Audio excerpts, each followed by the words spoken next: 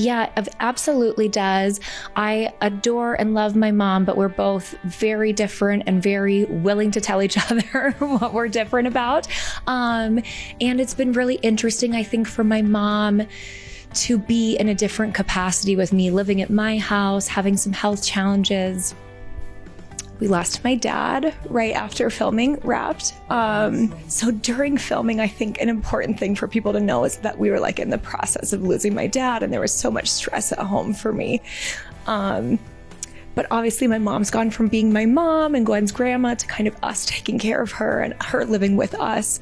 And I think that's been a really hard transition for her. I think as you get older, even in my own role with my daughter, when I'm not her mom, I'm more of like a support system or a friend. You do feel like a loss of control that's very destabilizing. And I think that also helped kind of push, my mom and I have tension for sure. And all these changes really pushed it all to the surface. And I'm hoping you see, we have some really, my dad had dementia and Alzheimer's before he passed.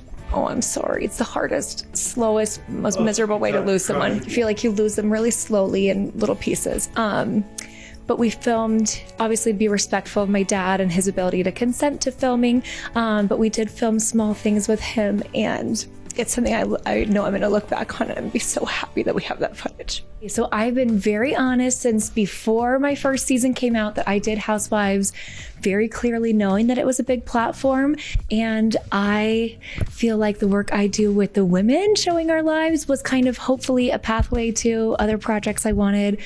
I've done the SAG and the Emmy red carpets, talking about people's outfits and the history behind them. And that's kind of what my passion is absolutely the history of fashion always. I've loved autobiographies since I first got into them as like a middle schooler. I just think it's so interesting, not just what stories happen in people's lives, but which ones they choose to articulate themselves. And I think clothes are kind of the same way. Every day we get up and put something on and it's telling the world something about ourselves, right? So yeah.